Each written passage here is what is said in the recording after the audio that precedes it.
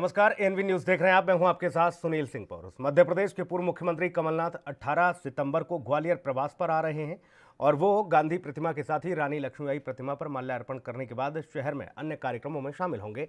इसे देखते हुए शहर भर में होर्डिंग बैनर लगाए गए हैं। बुधवार को अचानक ग्वालियर जिला प्रशासन के साथ ही नगर निगम और पुलिस के अधिकारियों की बैठक हुई और सभी होर्डिंग बैनर हटाने को लेकर रणनीति बनी। सबसे पहले एक टीम फूलबाग चौराहे पर पहुंची। वहां पर कमलनाथ के साथ भाजपा की युवा स्वाभिमान यात्रा का भी बैनर लगा हुआ था। टीम ने केवल कांग्रेस का बैनर हटाया और इसकी भनक कांग्रेसियों को लगे और एकत्रित हुए कांग्रेसियों ने जमकर विरोध किया, हंगामा किया। इस दौरान वहां पहुंचे ऊर्जा मंत्री प्रद्युम्न सिंह तोमर के साथ भी कांग्रेस के नेताओं ने धक्का मुक्की की। साथ ही आपको बता दें कि पूर्व मंत्री लाखन सिंह यादव ने पुलिस अधिकारियों के साथ जमकर धक्का मुक्की की और इसके बाद यादव सहित कई कांग्रेसी फूलबाग चौराहे पर धरने पर बैठ गए। फूलबाग चौराहे पर ही माझी समाज का धरना चल रहा था। इस दौरान ऊर्जा मंत्री प्रद्युम्न सिंह तोमर ज्ञापन लेने वहां पर पहुंचे थे। इस दौरान कांग्रेसियों ने उन्हें घेर लिया। जब मंत्री अपनी गाड़ी में बैठने लगे तो कांग्रेसी मुर्दाबाद के नारे लगाने लगे और अभद्र भाषा का इस्तेमाल भी करने लगे। इस पर मंत्री तोमर गाड़ी से उतरे और कांग्रेसियों के बीच जाकर कहा कि शालीनता से आंदोलन करें। मंत्री ने कहा कि प्रशासन की कार्यवाही में हस्तक्षेप न करें।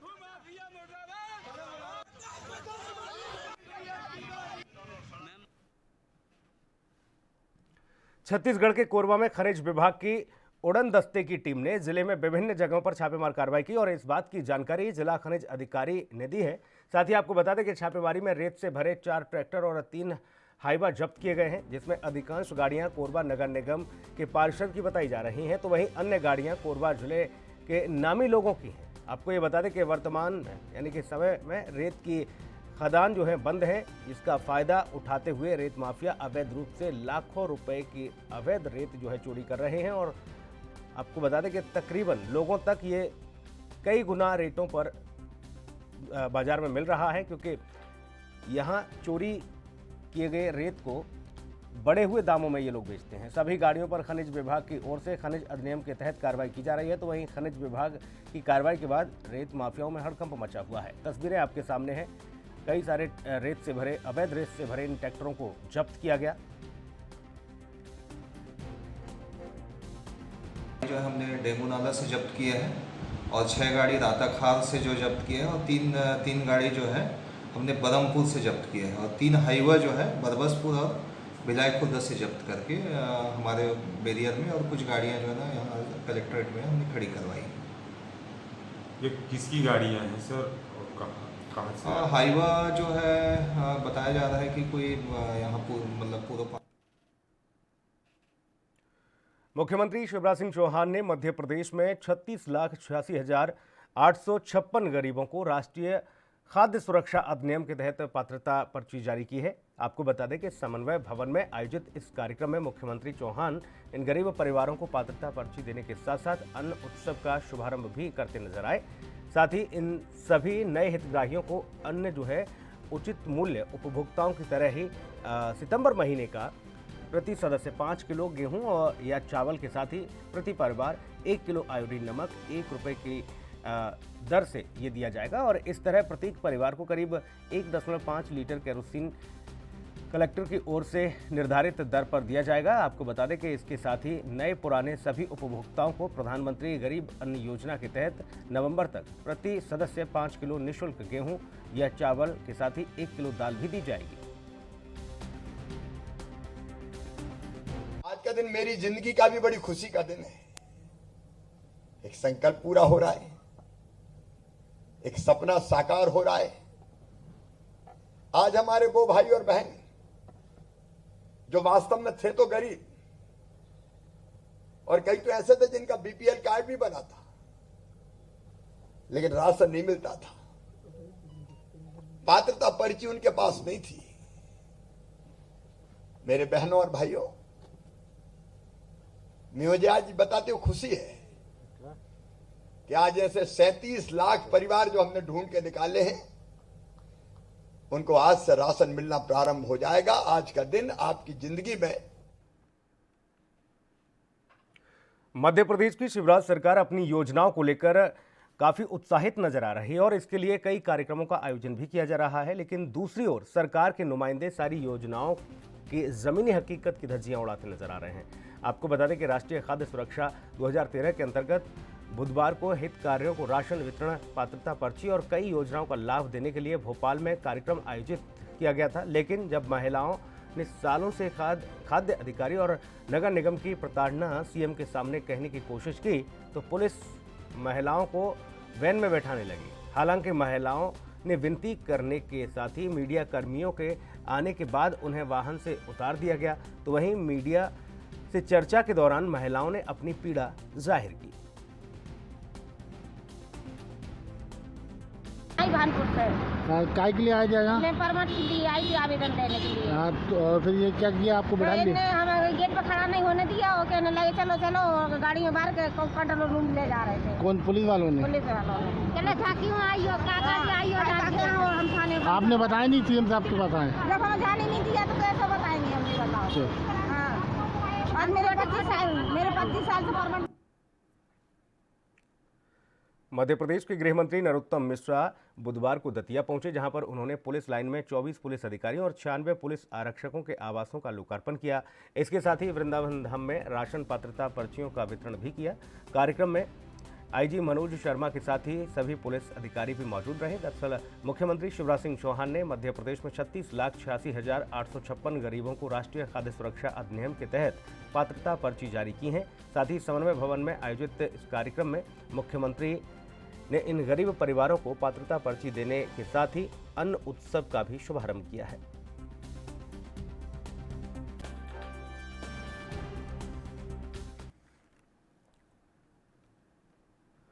मध्य प्रदेश में आपको बता दें, कैबिनेट बैठक में मुख्यमंत्री शिवराज सिंह चौहान ने कहा कि सभी मंत्री अपने विभाग की एक दिन समीक्षा करें और समीक्षा का दिन सोमवार को तय करें।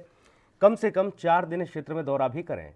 अभी प्रभार के जिले मिलेंगे तो आप 2 दिन या फिर एक जिले में 2 क्षेत्र में आयोजित जो योजनाएं हैं उनका क्रियान्वयन करें। साथ ही विकास कार्यों का निरीक्षण भी करें। प्रधानमंत्री के संकल्प आत्मनिर्भर भारत के लिए आत्मनिर्भर मध्य प्रदेश जरूरी है। ऐसे में आत्मनिर्भर मध्य प्रदेश के लिए आपका विभाग क्या करेगा, इसकी योजना रोड मैप बनाइए। साथ ही जनता से भी सुझाव मांगे गए हैं। लगभग 700 सुझाव आए हैं। विभागों के लिए आए सुझावों पर अधिकारियों और अनुभवी लोगों से चर्चा की जा रही है। ये जानकारी सूबे के गृह मंत्री नरोत्तम मिश्रा ने दी है। 23 तारीख को संबल योजना के हितग्राहियों को संबल योजना का लाभ दिया जाएगा। इस तरह से 16 से लेकर चलने वाला यह सप्ताह है। 16 तारीख को 12 बजे प्रारंभ होगा, लेकिन बाकी के दिनों में ये जो कार्यक्रम होंगे वो 11 बजे होंगे। आज मध्य प्रदेश की कैबिनेट में निःशक्त जन बालक बालिकाओं को ग्वालियर में स्टेडियम हेतु 1 रुपए में लगभग निःशुल्क भूमि प्रदान की गई। निःशक्त जनों के लिए स्टेडियम ऐसा करने वाला देश का प्रदेश पहला है, पहली सरकार है जो इस बात को बताती है कि सर्वांगीण सोच लेकर मुख्यमंत्री शिवराज सिंह काम कर रहे हैं। हमारे यहाँ कहा भी गया है कि पथ का अंतिम लक्ष्य नहीं है सिंहासन चढ़ते जाना, सब समाज को लिए साथ में आगे है बढ़ते जाना। छत्तीसगढ़ के जगदलपुर में माओवादियों के विकास विरोधी और आदिवासी विरोधी चेहरे को उजागर करने के लिए बस्तर पुलिस ने जागरूकता अभियान छेड़ा है, जिसके तहत प्रशासन की ओर से स्थानीय भाषाओं के माध्यम से माओवादियों के काले कारनामों को उजागर किया जा रहा है। आपको बता दें कि बस्तर चो आवाज के नाम से इस जागरूकता अभियान को प्रारंभ किया जा रहा है। इस अभियान के जरिए शीर्ष माओवादी नेताओं की विकास विरोधी और आदिवासी विरोधी मानसिकता बेनकाब होगी।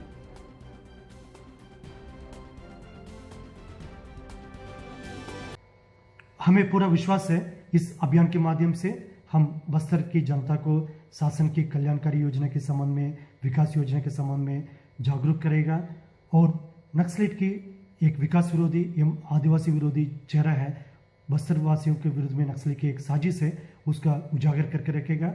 साथ साथ बाहर की दुनिया में भी बस्तर इलाके के बारे में एक सकारात्मक छवि निर्मित करने के लिए हम पूरा कोशिश करेगा।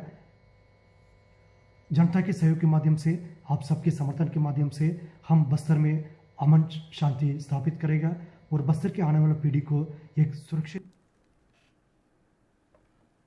छत्तीसगढ़ के जांजगीर चांपा जिला मुख्यालय में पटवारी की बड़ी लापरवाही सामने आई है। जिला मुख्यालय में पदस्थ पटवारी के निलंबन के बाद नैला हल्का के पटवारी अनिल तिवारी को जिला मुख्यालय का चार्ज दिया गया, लेकिन पटवारी राजस्व मामलों के साथ खिलवाड़ करने में जुट गया। दरअसल पटवारी अनिल तिवारी ने एसडीएम मेनका प्रधान से मंगलवार को आवश्यक काम के लिए छुट्टी लेकर वो गया, और लेकिन शाम को पता चला कि पटवारी कार्यालय खुला हुआ है, जहां ना तो पटवारी था और ना ही कोटवार। जिसके बाद मीडिया में खबर जाने के बाद पटवारी कार्यालय में ताला लगाकर वहां से भाग गया। इस मामले में एसडीएम मेनका प्रधान ने कहा है कि पटवारी जब छुट्टी लेकर गया है तो उसके कार्यालय का ताला खोलने में बड़ी लापरवाही हुई है। उन्होंने कहा कि जब मामले में पटवारी से जवाब तलब किया जाएगा, उसके बाद ही इस पूरे मामले में जो भी बातें निकलकर सामने आएंगी उसको गंभीरता से लेते हुए जांच पड़ताल करते हुए कार्रवाई की जाएगी। आपके माध्यम से शिकायत संज्ञान में आया है। हल्का पटवारी जानकी राज अनुमति लेकर अवकाश पर थे और उनकी गैर मौजूदगी में ऑफिस क्यों खुला हुआ है, इसकी जांच कराते हैं। अगर शिकायत सही पाएगी तो कार्रवाई भी। वक्त एक ब्रेक का है, जल्द लौटेंगे।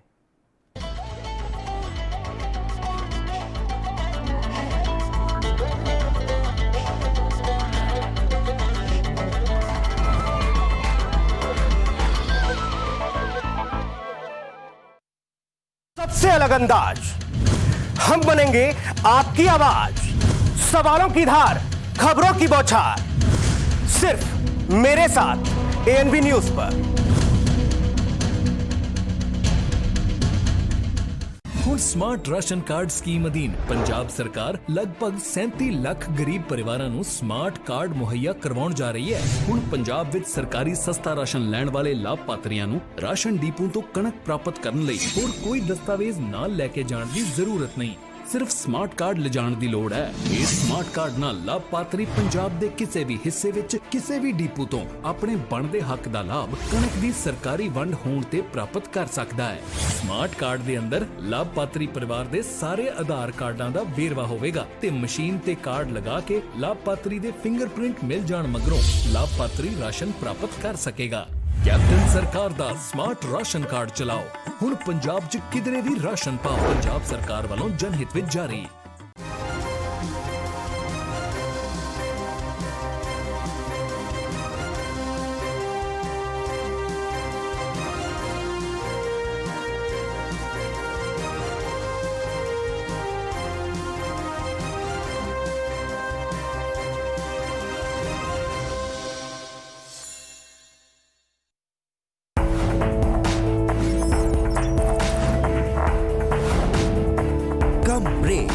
और ज्यादा खबरों के साथ देखिए ANB news in channel number पर।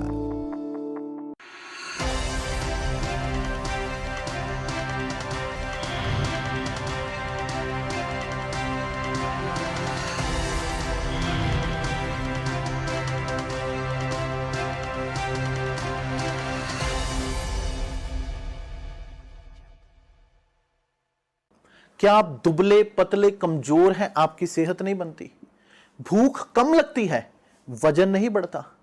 दरअसल मेन बात खाना पीना खाना नहीं है, मेन बात है खाया पिया लगना। और अगर खाया पिया लगेगा ही नहीं तो सेहत बनेगी कैसे? इसलिए हमारी संस्था सन्यासी आयुर्वेदा ने एक ऐसी दवा बनाई है जो कि आपके पाचन तंत्र को, आपके लीवर सिस्टम को ठीक करने का काम करती है, ताकि आप जो भी खाएं उसका पूरे का पूरा निचोड़ आपके शरीर को लगे, आपकी भूख बढ़े, खाया पिया सही से लगे, नया खून बने, हड्डियों में जान आए, वजन बढ़े, ताकत बढ़े, चेहरे पर नूर आए और आप मोटे तगड़े खूबसूरत पर्सनैलिटी के मालिक बन जाएं। यह दवा पूरी तरह से आयुर्वेदिक होती है। इसका शरीर पर कोई भी साइड इफेक्ट, कोई भी नुकसान या दुष्प्रभाव नहीं होता।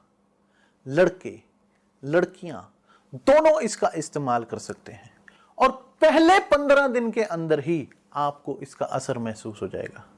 सिर्फ 650 रुपए की पूरे 1 महीने की दवा होती है और आप इसे घर बैठे 01145454545 पर फोन करके दवा मंगवा सकते हैं। लखनऊ से लेकर चंडीगढ़ तक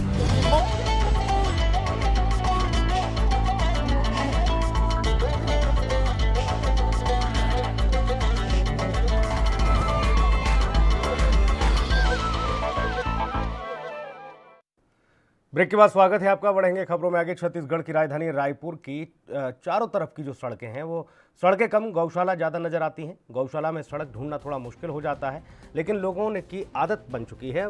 अब तो लोग भी अपना रास्ता निकाल ही लेते हैं, भले ही हाईवे नेशनल क्यों ना हो, लेकिन लोग गाँव की तरह ही अपनी गाड़ियाँ चलाने को मजबूर हैं।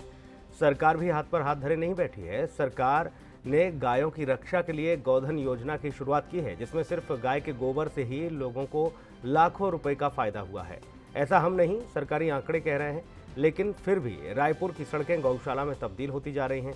इस बारे में जब हमने गौ सेवा आयोग के नए अध्यक्ष जो बने हैं राम सुंदर दास महंत, उनसे जब बात की तो उनका जवाब भी पूरी तरह से सरकारी जवाब ही निकला। बरसात का मौसम है, गाय कीचड़ को छोड़कर सड़कों पर बैठना ज़्यादा पसंद करती है। इस बयान को किसी भी हद तक जिम्मेदार राजनेता का बयान नहीं कहा जा सकता, लेकिन गौ सेवा आयोग के अध्यक्ष के पद से सम्मानित राम सुंदर दास महंत अपने कामों को भूलकर सिर्फ छत्तीसगढ़ के मुख्यमंत्री भूपेश बघेल की शान में कसीदे गढ़ने में लगे हैं। उसमें कोई कसर नहीं छोड़ना चाहते। हमारे छत्तीसगढ़ शासन के यशस्वी मुख्यमंत्री माननीय भूपेश बघेल जी ने नरुआ गरुआ घुरुआ बारी, ये उन्होंने नारा दिया है कि नरुआ गरुआ घुरुआ बारी छत्तीसगढ़ की ये है चार चिन्हारी। ये नारा उन्होंने तब दिया था जब वो छत्तीसगढ़ के मुख्यमंत्री नहीं थे, छत्तीसगढ़ कांग्रेस की सरकार नहीं थी, प्रदेश कांग्रेस कमेटी के अध्यक्ष हुआ करते थे। इस बात को जान करके सुन करके छत्तीसगढ़ वासियों ने बहुत ही विश्वास के साथ पूर्ण बहुमत पर छत्तीसगढ़ में कांग्रेस को बहुमत दिया। माननीय भूपेश बघेल जी मुख्यमंत्री बने। जैसे ही माननीय मुख्यमंत्री बने भूपेश बघेल जी, तो उन्होंने छत्तीसगढ़ के प्रत्येक गांव में, छत्तीसगढ़ लगभग 20,000 गांव हैं, और प्रत्येक गांव में गौठान बनाने का उन्होंने निर्णय लिया, आदेश पारित किया। और आज के तारीख में छत्तीसगढ़ के लगभग 7,000 गाँव में गौठान बन के तैयार है, और वहाँ गौवंशी सुरक्षित और संरक्षित रह रहे हैं। और इस प्रकार के पूरे 20,000 गाँव में इसको बनाने की योजना है। निश्चित रूप से आज के तारीख में गौठान पूर्णतः सब जगह विकसित नहीं हो पाया है, बन नहीं पाया है। इसलिए गौवंशियों को कष्ट जरूर है कि आज गली में या सड़कों में वो बढ़ जाते हैं, इसलिए क्योंकि बरसात का समय है, अन्य जगह कीचड़ रहता है, इसलिए अच्छा जगह पा कर के वो सड़क में बैठते हैं। और लेकिन क्या होता है कि जो वाहन चलाने वाले ड्राइवर हैं। मध्य प्रदेश में कोरोना के मामले लगातार तेजी से बढ़ते जा रहे हैं, जिसके चलते मध्य प्रदेश सरकार और प्रशासन की चिंताएं भी बढ़ गई हैं। तो वहीं इस कड़ी में पूर्व कैबिनेट मंत्री पीसी शर्मा का बयान सामने आया है। उन्होंने कहा है कि कोरोना लगातार बहुत ज़्यादा बढ़ रहा है। उन्होंने कहा कि मंगलवार को विधानसभा में कोरोना को लेकर प्रेजेंटेशन हुआ था, जिसमें मुख्यमंत्री ने खुद माना कि कोरोना से भयावह स्थिति होती जा रही है। इसके अलावा उन्होंने इमरती देवी पर भी निशाना साधते हुए क्या कुछ कहा, आपको सुनाते हैं। मामले में जो प्रेजेंटेशन हुआ उसमें मुख्यमंत्री जी ने माना कि भयावह स्थिति और लॉकडाउन की वजह से बढ़ते जा रहे हैं, तो इसीलिए विधानसभा एक दिन की कर दी है और कोरम पूरा हो उतने ही विधायक वहाँ पर आएंगे। और मैं समझता हूँ इस तरह से अन्न बांटने का और भीड़ लगाने का कोई भी कार्यक्रम ये इस समय नहीं होना चाहिए। और जो विधानसभा के चुनाव भी जो हो रहे हैं उपचुनाव, उसमें भी बहुत एहतियात की आवश्यकता है, नहीं तो ये सब जगह कोरोना और बढ़ेगा। और इसकी वजह से पूरी आर्थिक स्थिति मध्य प्रदेश की खराब हो गई है। सरकार के पास पैसे नहीं है, 1,000 करोड़ रुपये लोन लेना पड़ रहा है। तो ऐसा कोई भी कार्यक्रम जिसमें भीड़ इकट्ठी हो और लोग हों, सोशल डिस्टेंसिंग नहीं हो पाएगी, तो मैं समझता हूँ ये बद से बदतर स्थिति होने वाली है और आगे आके इसको संभाल नहीं पाएंगे। ये शुरू से ही देवी जी, उनको अपनी स्थिति उनकी क्या है वहाँ पर ये अंदाज़ लगा लेना चाहिए, और बाकी मंत्रियों को भी जो गए उनको लगा लेना चाहिए। आने वाले समय तो कांग्रेस सब पूरे जीतेंगे, सरकार बनेगी। मध्य प्रदेश में कोरोना के मामले लगातार तेजी से बढ़ते जा रहे हैं, जिसको लेकर मध्य प्रदेश की शिवराज सरकार में चिकित्सा शिक्षा मंत्री विश्वास सारंग का बयान सामने आया है। उन्होंने कहा कि कोरोना सिर्फ प्रदेश ही नहीं बल्कि देश दुनिया में बढ़ रहा है। हमारी सरकार हर परिस्थिति से निपटने के लिए तैयार है। पूरे भोपाल में आयुष्मान रजिस्ट्रेड हॉस्पिटलों में इलाज की व्यवस्था कर दी गई है।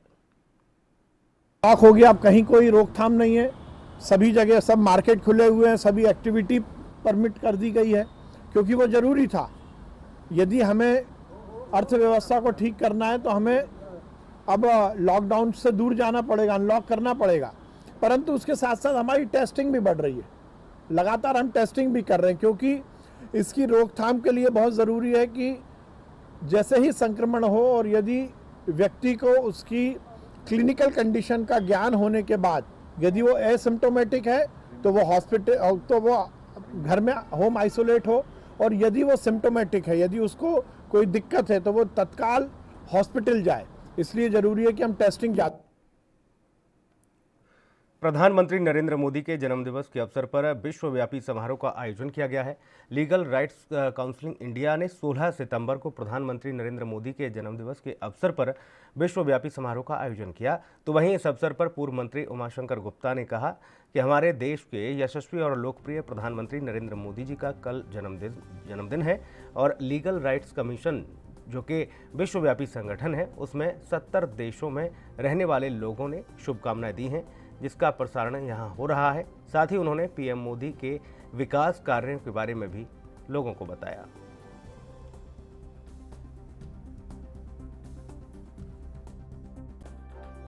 लीगल राइट्स कमीशन जिसके विश्वव्यापी संगठन है ये, इसने 70 देशों से उनकी शुभकामनाओं का एक वीडियो बनाया है जिसका आज प्रसारण यहाँ हो रहा है। मोदी जी ने इस देश को दुनिया में जो एक स्थान दिलाया है उसी का परिणाम है कि दुनिया भर में रहने वाले हिंदुस्तानी या वहाँ के भी जो वासी हैं वो मोदी जी के प्रति प्यार करते हैं, स्नेह करते हैं और उनको। इस बुलेटिन में इतना ही। नमस्कार।